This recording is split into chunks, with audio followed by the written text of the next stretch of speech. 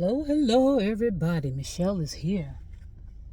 Michelle is here with another installment of deconstructing or deconstruction.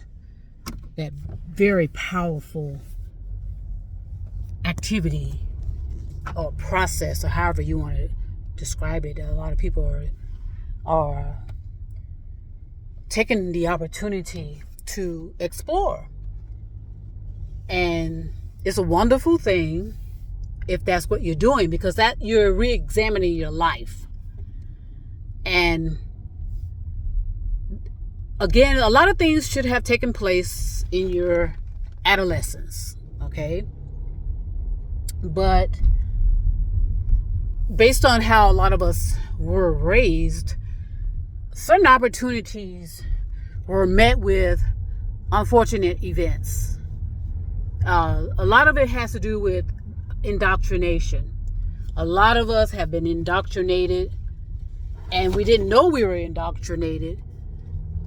And now we are recognizing the results that we have, and we realize we allowed our consciousness, our psyche, our brains, and our minds to be hacked, indoctrinated. So a lot of people who are bold, brave, courageous, and not only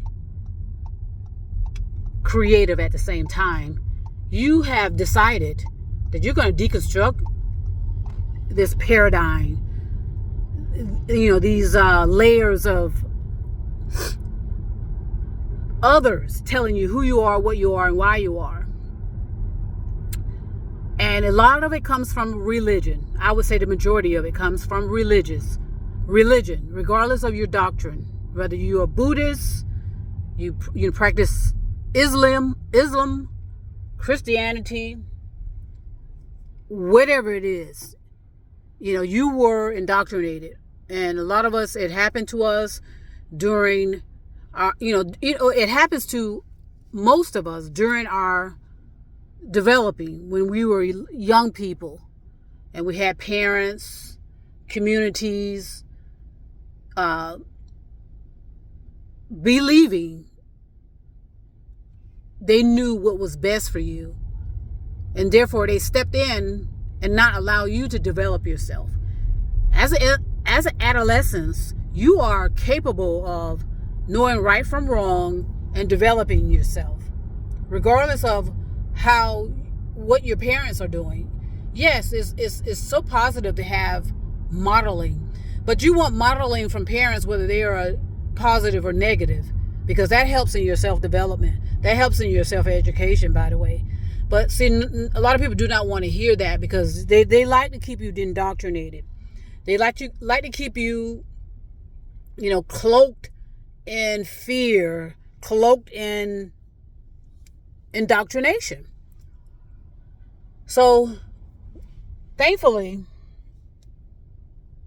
so many people are recognizing that, and they're snapping out of it and getting a grip on their lives, and they're taking hold of it. But the way to make it successful, however, is no one has to know. I'm sitting in my car right now after running some errands and minding my motherfucking business. You can be doing that sitting in your vehicle, asking questions of yourself: who, what, when, where, why, how, and what if. And ask yourself, okay, why am I doing these things? Am I conscious of what I'm doing? Am I grounded in what I'm doing? That is what deconstruction is, or re-examining your life. And then you have to follow up. You don't have to, but you pick out the best methods for you. You're going to say, well, what do I want? That's really important to ask. Okay, what do I want in my life? Do you want this, that, or the other? And those questions have to be answered. But again, no one has to know.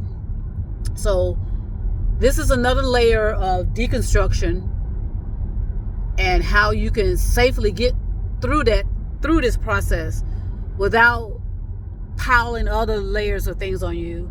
In other words, you thought you were deconstructing, but all you were doing is making lateral moves to other indoctrination processes. So I'm going to talk more about it. It's a hot topic, and it ought to be, because a lot of people possibly didn't recognize how easy it was. Well, it's easy as long as you are doing it, whereas no one has to know you're doing it. You can do it and no one has to know.